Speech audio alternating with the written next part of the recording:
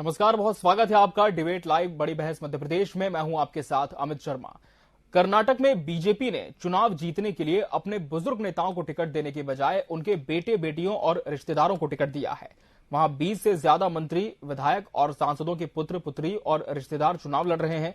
मध्य प्रदेश में ऐसे कम से कम 10 नेता हैं जिनके बेटा बेटी चुनावी लॉन्चिंग के लिए तैयार हैं। आज इसी विषय पर हम चर्चा करेंगे और आज जो एक बड़ा घटनाक्रम हुआ है उस पर भी हम प्रकाश डालेंगे। उसके पहले आपको दिखाते हैं एक खास रिपोर्ट।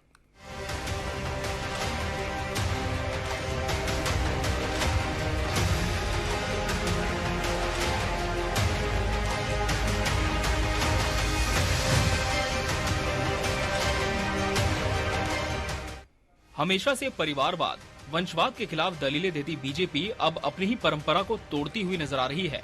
अब बीजेपी भी अपने नेताओं की अगली पीढ़ी की लॉन्चिंग करने की तैयारी में है।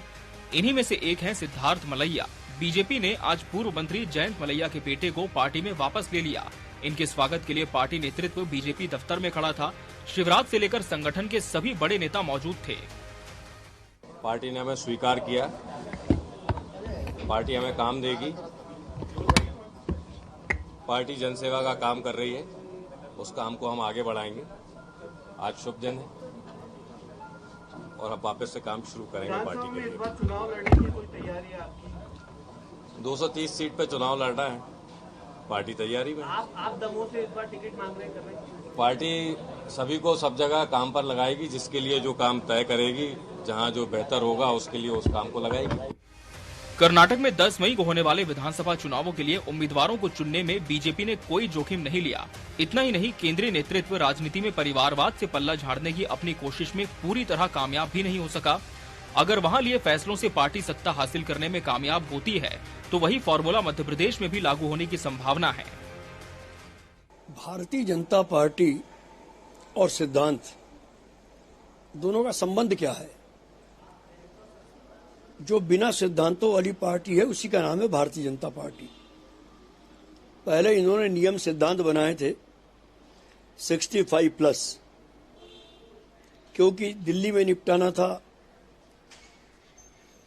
मुरली मनोहर जोशी जी को, लालकृष्ण आडवाणी जी को, कलराज मिश्र जी को। मध्य प्रदेश में निपटाना था सरताज सिंह जी को, बाबूलाल गौर साहब को, मुखर नेता रघुनंदन शर्मा जी को। तो सिद्धांत बना, फिर बना परिवारवाद। तो परिवारवाद में कर्नाटक में कितने लोगों को दिया टिकट? हम आपको यहाँ कुछ नेताओं के बारे में बताने जा रहे हैं जिनके बेटे इस चुनाव में प्रबल दावेदारी दिखा सकते हैं। कांग्रेस से बीजेपी में आए सिंधिया समर्थक गोविंद सिंह राजपूत के बेटे आकाश सिंह अब पूरी तरह से राजनीति में उतरने को तैयार हैं। केंद्रीय मंत्री नरेंद्र सिंह तोमर के बेटे देवेंद्र प्रताप सिंह भी राजनीति के मैदान में दम ठोकने तैयार हैं। पूर्व मंत्री और बीजेपी विधायक गौरीशंकर बिसेन की बेटी मौसम बिसेन भी टिकट की दावेदार हैं। बीजेपी के सबसे वरिष्ठ विधायक और मंत्री गोपाल भार्गव के बेटे अभिषेक भार्गव भी पीछे नहीं हैं। ज्योतिरादित्य सिंधिया के बेटे महाआर्यमान सिंधिया भी राजनीति में एक्टिव होते दिख रहे हैं। मुख्यमंत्री शिवराज सिंह चौहान के बेटे कार्तिकेय सिंह चौहान सक्रिय हैं। डॉक्टर नरोत्तम मिश्रा के बेटे सुकर्ण मिश्रा राजनीति में एक्टिव हैं। कमल पटेल, सुदीप पटेल पहले से एक्टिव हैं। प्रभात झा, तुष्मुल झा पहले से सक्रिय हैं। बीजेपी में ऐसे नेताओं की लंबी लिस्ट है जिनके परिजन राजनीति में सक्रिय हैं। पूर्व मुख्यमंत्री सुंदरलाल पटवा के भतीजे सुरेंद्र पटवा विधायक हैं। पूर्व सांसद कैलाश सारंग के बेटे विश्वास सारंग मंत्री हैं। पूर्व विधायक सत्येंद्र पाठक के बेटे संजय पाठक पूर्व मंत्री रह चुके हैं। पूर्व मुख्यमंत्री वीरेंद्र कुमार सकलेचा से जुड़े ओम प्रकाश सकलेचा भी मंत्री हैं। पूर्व मुख्यमंत्री बाबूलाल गौर की बहू कृष्णा गौर विधायक हैं। पूर्व सीएम कैलाश जोशी के बेटे दीपक जोशी पूर्व मंत्री रह चुके हैं। पूर्व केंद्रीय मंत्री थावरचंद गहलोत के बेटे जितेंद्र गहलोत पूर्व विधायक रह चुके हैं। पूर्व विधानसभा अध्यक्ष बृजमोहन मिश्रा की बेटी अर्चना चिटनिस पूर्व मंत्री रह चुकी हैं और पार्टी में प्रवक्ता हैं। 2018 के चुनाव में बीजेपी ने 3 राज्यों राजस्थान, मध्य प्रदेश और छत्तीसगढ़ में अपनी सरकारें खोई थी। उसके लिए सबसे बड़ा झटका मध्य प्रदेश से आया था, जहां बहुत ही कम अंतर से हार हुई थी। राज्य में लंबे अरसे से मंत्रिमंडल के विस्तार से लेकर कई नियुक्तियों का मामला लंबित है। इसी बीच कर्नाटक विधानसभा चुनाव के दौरान पार्टी के सामने खड़ी हो रही चुनौतियों ने मध्य प्रदेश के संभावित फैसले को टाल दिया है। GS Govind, TV 24 news, Bhopal. तो सियासत की लड़ाई वंशवाद पर आ चुकी है और इस पर आज हम चर्चा करने जा रहे हैं। हमारे साथ खास मेहमानों का पैनल भी जुड़ चुका है। हमारे साथ बीजेपी प्रवक्ता ब्रिजेश पांडे जी जुड़े हैं। ब्रिजेश जी, आपका बहुत बहुत स्वागत है लाइव डिबेट में।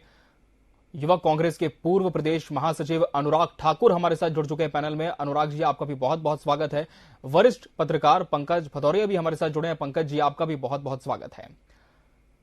जिस तरह से ब्रिजेश जी हमने देखा है कि जब जब चुनाव आते हैं तब तक कोई बड़ी हलचल मध्य प्रदेश में देखने को मिलती है। अब चुनाव में बहुत कम समय रह गया है। एक ऐसे नेता आपके पार्टी के जिनका काफी प्रभाव दमोह क्षेत्र में माना जाता है, लेकिन 2021 की पृष्ठभूमि में यदि हम जाएं तब हमने देखा कि वहां पर जिस तरह से चुनाव हुए थे, एक व्यक्ति ने जिम्मेदार ठहरा दिया था एक परिवार को कि इनकी वजह से हम चुनाव हारे हैं। उसके बाद पार्टी ने निलंबित कर दिया, फिर पार्टी में वापसी हो जाती है। क्या अब यह माना जाए कि कोई बड़ी जिम्मेदारी इन्हें मिलनी जा रही है? आखिर क्या जो तमाम गिले शिकवे थे पार्टी के वो दूर हो चुके हैं? देखिए अमित जी, बहुत साफ बात है जी। राजनीति जो होती है वो एक कई तरह की प्रायिकताओं का एक समूह होती है। यहाँ बहुत सारे प्रयोग होते हैं, चाहे वो गुजरात मॉडल रहा हो, चाहे कर्नाटक मॉडल है, चाहे उत्तर प्रदेश मॉडल हो। जहाँ जहाँ भी इलेक्शन होते हैं वहाँ की स्थितियों को देख करके हर राजनीतिक पार्टी निर्णय लेती है जी। ये इसका कोई स्टैंडर्ड फार्मूला ISI मार्क नहीं होता है कि अगर एक बार कोई मापदंड तय हो जाए तो उसी पे पार्टी चले जी। क्योंकि क्या होता है कि हमको मुख्य उद्देश्य होता है किसी भी राजनीतिक दल का कि हमको किसी भी तरह से चुनाव जीतना है जी। चुनाव जीतने के लिए कितने प्रभावी ढंग से हम अपनी नीतियों को, हम अपने वचन पत्र की बातों को, हम अपने दृष्टि पत्र की बातों को जनता तक पहुंचा सके, समाज के अंतिम छोर तक हमारी बातें पहुंच सके, ये हर पार्टी का होती है जी। जहाँ तक सवाल सिद्धार्थ जी का है, और वो एक प्रतिष्ठित राजनीतिक परिवार के व्यक्ति हैं और शुरू से पहले भी भारतीय जनता पार्टी की विचारधारा से जुड़े रहे। और अगर किसी बात को लेकर के वैचारिक मत हो जाता है तो उससे रास्ता नहीं रुक जाता है, क्योंकि मंतव्य तो एक ही है, संपूर्ण राष्ट्र का निर्माण करना, देश की एकता अखंडता के साथ खड़े रहना। ब्रिजेश जी, लेकिन कहा अब ये भी जा रहा है कि जिस तरह से हमेशा ही बीजेपी वंशवाद के खिलाफ बातें करती थी, लेकिन अब इसी की झलक आपकी पार्टी में भी दिखने लगी है। क्या सहमति से रखते हैं आप? नहीं, इसमें वंशवाद मत सोचिए, वंशवाद मत ढूंढिए। अगर पार्टी का संगठन, पार्टी का नेतृत्व उन्हें संगठनात्मक कार्यों के लिए कहीं पर भी अवसर देता है और लगता है कि हमको उस क्षेत्र में, बुंदेलखंड के उस क्षेत्र में संगठन का उन्हें काम देने के बाद हमारी रीच और बढ़ेगी, तो इसको इस रूप से सोचिए। अब विधायक, सांसद बनना, टिकट देना अलग विषय हुआ करता है जी। संगठनात्मक रूप से कार्य करना अलग विषय होता है जी। निश्चित रूप से हमने आपसे आग्रह किया कि जयंत मलैया साहब के परिवार की राजनीतिक पृष्ठभूमि रही है, पुराना राजनीतिक बिल्कुल सब जानते हैं जी। वहाँ के लोगों के साथ तो वहाँ की कनेक्टिविटी बहुत अच्छी है। और अगर सिद्धार्थ जी इस तरह से आज भारतीय जनता पार्टी में शामिल हुए और उसको भारतीय जनता पार्टी के सभी बड़े शीर्षस्थ नेताओं ने उनको अपना आशीर्वचन दिया, हम समझते हैं वो पार्टी के लिए उपयोगी साबित होंगे। और इस तरह से जो भी लोग अगर सुबह का भूला शाम को वापस आया तो भूला नहीं कहते जी। पहली कहावत को चरितार्थ करते हुए अगर कोई व्यक्ति हमारे यहाँ जो पहले भी रह चुका है अगर पार्टी में आता है और ये समझता है कि हमारी आजीयता है और हम पार्टी से बड़े नहीं हैं, तो उसको अवसर मिलना चाहिए। बिल्कुल अवसर मिला है अनुराग जी सिद्धार्थ जी को एक बार फिर से, और कहा यह भी जा रहा है कि अब दमोह इस चुनाव में भी फतेह करेगी बीजेपी। लेकिन जिस तरह से मैंने पहले भी सवाल किया ब्रिजेश जी से कि वंशवाद की बात को लेकर हमेशा कांग्रेस पर बीजेपी निशाना साधती रही है, कई तरह की चर्चा इसमें होती रही है, लेकिन क्या आप मानते हैं कि अब बीजेपी भी वंशवाद की ओर जा रही है और इसी वजह से जो कुछ ऐसे नेता जिन्हें पार्टी ने खुद ही बाहर का रास्ता दिखाया था, भले ही कुछ समय के लिए, उनकी वापसी पार्टी करा रही है? देखिए, जहां तक मेरा मानना है जी कि भारतीय जनता पार्टी कितना भी मीडिया के माध्यम से, सोशल मीडिया में IT सेल के पेड वर्कर्स के माध्यम से अपने सिद्धांतों का जोर शोर से प्रचार करती रहे, परंतु पूरा देश जानता है कि भारतीय जनता पार्टी के सिद्धांत हमेशा सत्ता की कुर्सी के सामने घुटने टेकते हैं।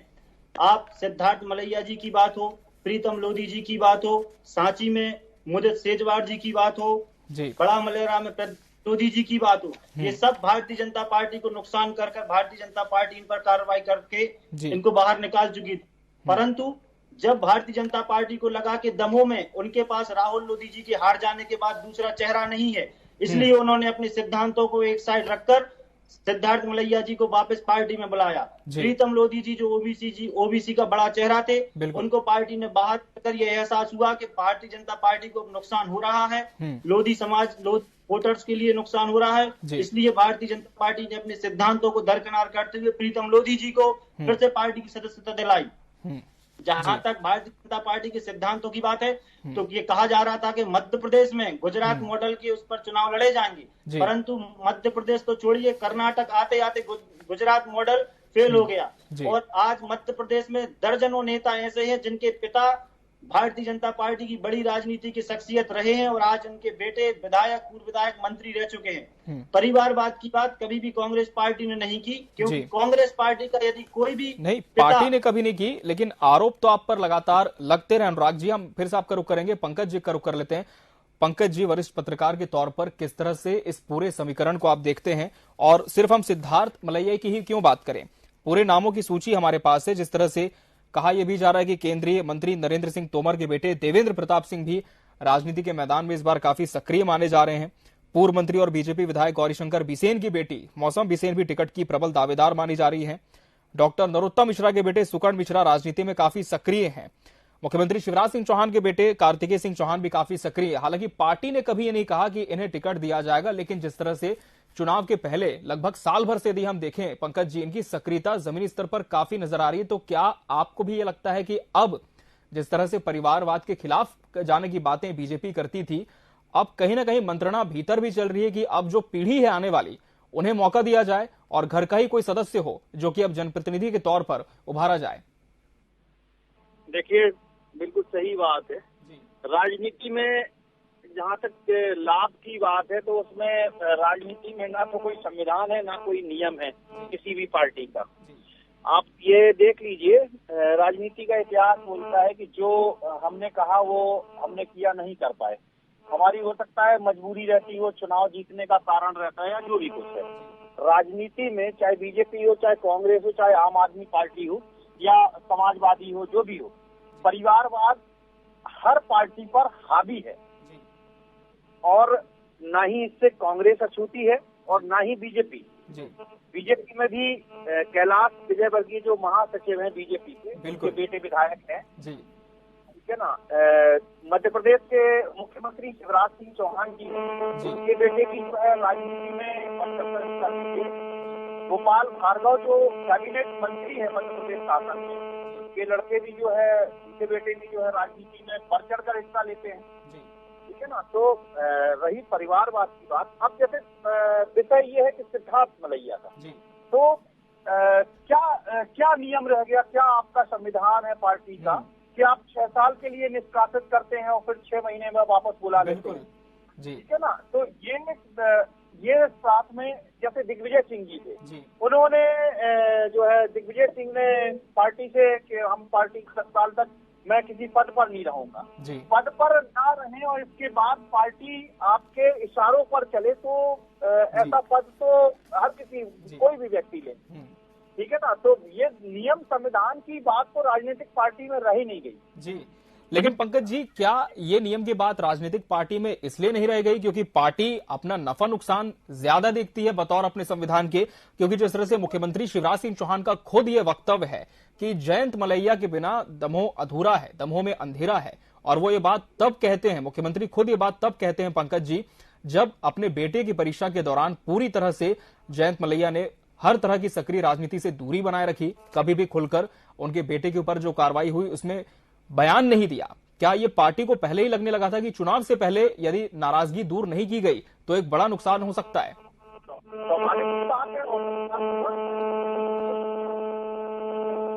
पंकज जी, आपकी आवाज स्पष्ट नहीं पहुंच पा रही हम तक। जी पंकज जी, हमारी आवाज आ रही है आपके पास? जी जी जी पंकज जी, बात पूरी करें।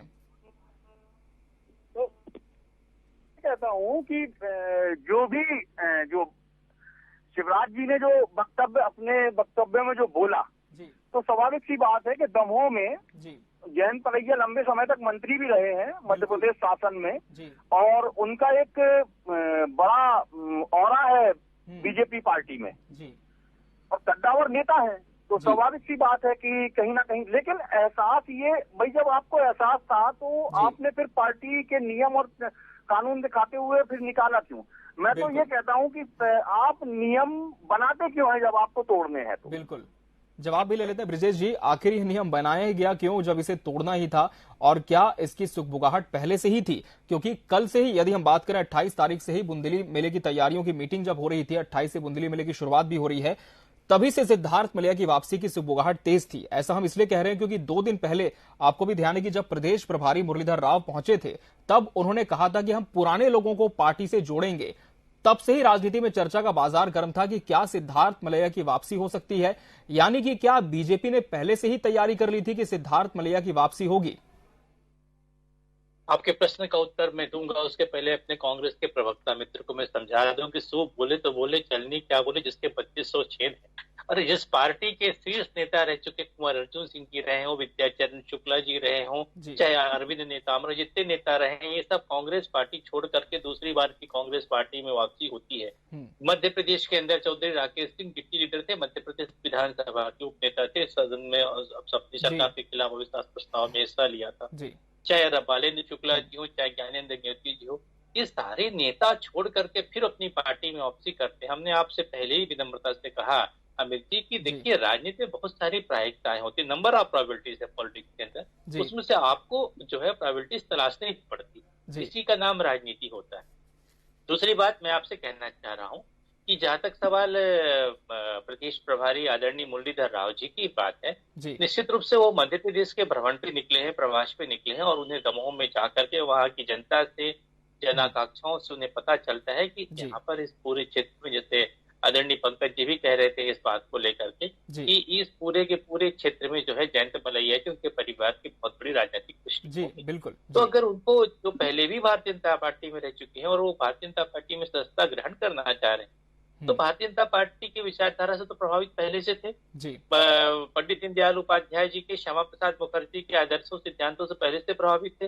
उन्हें अपनी गलती का एहसास होता है सिद्धार्थ जी को, और वो भारतीय जनता पार्टी में आते हैं, निश्चित रूप से उनका स्वागत है। और हम समझते हैं ऐसे जो भी लोग, जो भी भारतीय जनता पार्टी के हमारे लोग थे, जो भारतीय जनता पार्टी के पोषक रहे हैं और भारतीय जनता पार्टी में उनकी परवरिश हुई है, संस्कार है, और वो भारतीय जनता पार्टी में आ रहे हैं, तो स्वागत है भारतीय जनता पार्टी के अंदर उनका।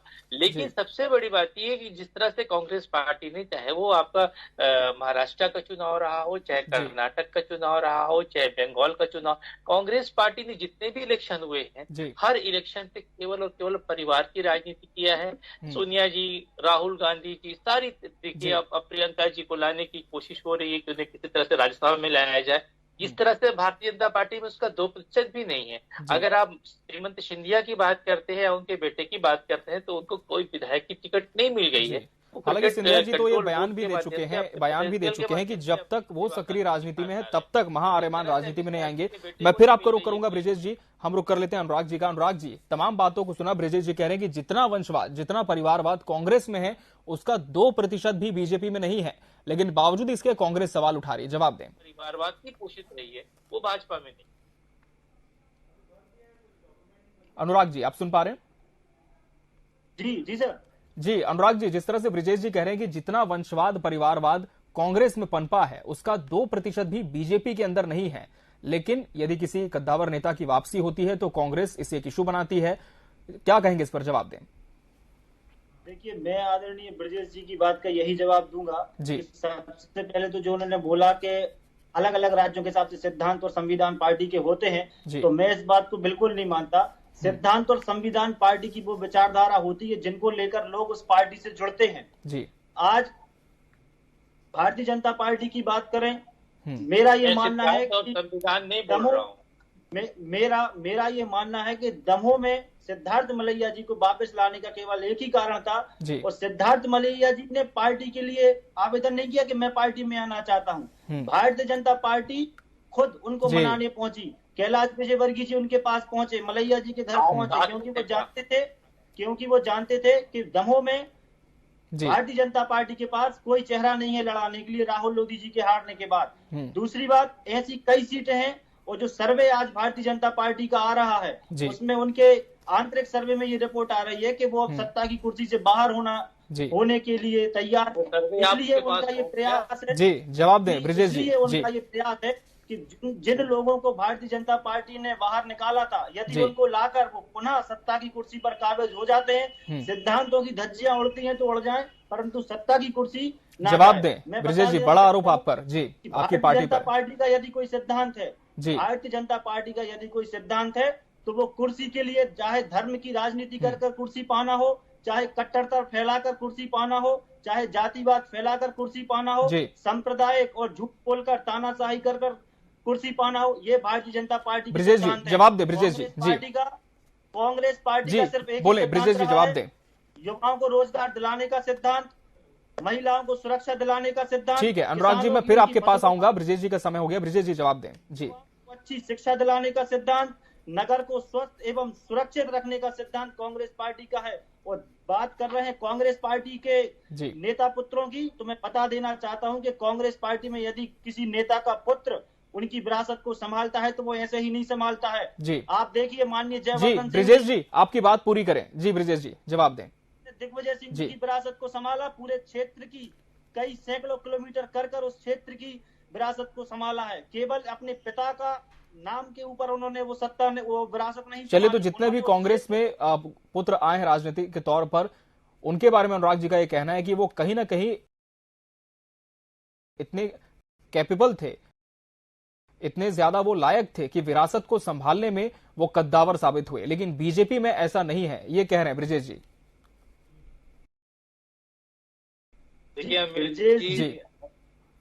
ब्रिजेश जी का जवाब तो आपने स्पष्ट रूप से कहना चाह रहा हूँ कि किस स्थिति होगी कि किसियानी बिल्ली खंभा नोचे। अरे इस बात के साक्ष्य हैं, ये आज जनता के सामने ये बात सर्वविदित है कि कांग्रेस पार्टी वंशवाद की राजनीति करती रही है, व्यक्तिवाद की राजनीति कांग्रेस पार्टी करती रही है। कांग्रेस पार्टी में कोई कैडर नहीं है। भारतीय जनता पार्टी नेता या तो भारतीय जनता पार्टी मंत्री रहे हैं, मंत्री रहे, विधायक लगता है। मैं नाम गिना सकता हूँ ऐसे दर्जनों नेता के भारतीय जनता पार्टी अपनी बारी में बोले। देखिए अब ये गलत जी ब्रिजेश जी आपकी बात पूरी करें जी। दूसरी बात मैं कहना चाह रहा हूँ, मैंने कहा था, इन्होंने पूरी बात ध्यान से सुनी नहीं, मैंने सिद्धांत और समझौते की बात नहीं किया था, मैंने प्रायिकताओं की बात किया था। हमने कहा कि अगर सिद्धार्थ जी को भारतीय जनता पार्टी के पहले भी सदस्य रहे हैं, आपकी पार्टी में जो लोग पहले रहे हैं, दोबारा अगर वो आना चाहते हैं तो क्या होगा, आप उनको वापस नहीं लेते? बिल्कुल लेते हैं। हमने आपके नेताओं के नाम बताए और बड़े पदों पे बैठे हुए हैं वो लोग संगठन के। अगर सिद्धार्थ जी हमारी पार्टी के सम्मानित सदस्य रहे हैं, जयंत मलैया जी की चिरंजीव है और उनकी उस पूरे क्षेत्र के अंदर एक बहुत बड़ी राजनीतिक खुशबू में वो भाजपा में आना चाह रहे हैं, स्वागत है। और हम समझते हैं वो संगठन के लिए और वो क्षेत्र के लिए बहुत उपयोगी साबित होंगे। दूसरी बात मैं आपके माध्यम से कहना चाह रहा हूँ कि उपलब्धि गिता रहे थे आज शिवराज जी की सरकार में, चाहे मध्य प्रदेश की बात हो, संपन्न किसान समृद्ध प्रदेश आज हमारा मध्य प्रदेश है, सर्वोत्तम शिक्षा से समृद्ध किशोर आज हमारा मध्य प्रदेश अग्रसर है, समृद्ध भविष्य की युवा और रोजगार। चलिए, उपलब्धियों की लिस्ट तो काफी लंबी है बीजेपी के पास। पंकज जी, जिस तरह से आपने दोनों ही पार्टियों को सुना, लेकिन अहम सवाल अब भी ये बना हुआ है कि क्या ये जो वंशवाद की लड़ाई है, बीजेपी अपने नेताओं की अगली पीढ़ी की लॉन्चिंग करने की तैयारी में है और कांग्रेस के लिए तो ये कहा ही जाता है बीजेपी के द्वारा कि वंशवाद पनपा है, लेकिन क्या आप मानते हैं कि जो अगली पीढ़ी होगी, जो अपनी विरासत को संभालने की जिम्मेदारी के साथ मैदान में उतरेगी, उसके लिए कहीं ना कहीं बहुत चुनौती होगी? क्योंकि जिस तरह से प्रदेश की जनता ने अपने इन नेताओं को स्वीकारा है, उतना भरोसा इस अगली पीढ़ी पर करना क्या उनके लिए सहज हो सकता है, क्या कुछ चुनौती भी हो सकती है? जी देखिए, एक राजनीति तो एक सेवा है।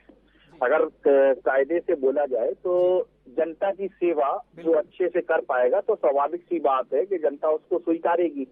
भाई ऐसे भी पॉलिटिशियन हैं, जैसे मान के चलो सुरेंद्र पटवा को ले लें, विश्वास सारंग 3 बार से विधायक हैं, कैलाश सारंग जी के लड़के हैं, 3 बार से विधायक हैं, तो स्वाभाविक सी बात है कि जनता ने उनको स्वीकारा होगा, इसीलिए वो 3 बार से एमएलए हैं। कई ऐसे उदाहरण हैं, तो इसमें से ऐसा नहीं है कि पॉलिटिशियन का बेटा एक अच्छा एमएलए और अच्छा पॉलिटिशियन नहीं हो सकता, ठीक है ना, क्योंकि किसी के दादाजी विधायक फिर पिताजी विधायक है और फिर मतलब ऐसे उदाहरण है। लेकिन बात तो केवल इतनी सी है कि जहाँ कांग्रेस में वंशवाद है, ठीक है, मान लिए, एक तरफ बीजेपी जो वंशवाद की बात करती है, परिवारवाद की बात करती है, तो अगर वही फिर इस पैटर्न पे चलेगी तो फिर ये बोलेंगे किससे? तो फिर आप वंशवाद की और परिवारवाद की बात ही मत करो, जिसको आपको टिकट देना है तो ना तो जनता आपसे कह रही है कि इसको टिकट दे दो, ना ही कोई और किसी व्यक्ति का आक्षेप। आपकी पार्टी का खुद का संविधान है, आप उसको जैसे चाहें वैसे बनाएं, तो जिसको टिकट देना चाहे वैसे टिकट दें। और रही राजनीति की बात, तो ये एक जन सेवक का काम जो होता है, अगर वो पूर्णतः उसको निभाता है तो चाहे वो नरेंद्र सिंह तोमर का लड़का हो, चाहे कैलाश सारंग का लड़का हो, और चाहे शिवराज सिंह चौहान का लड़का हो, अगर वो अच्छा जनसेवक है तो स्वाभाविक सी बात है कि जनता उसको वोट देके जिताएगी और वो जनता की सेवा करेगा और एमएलए होगा, सांसद होगा।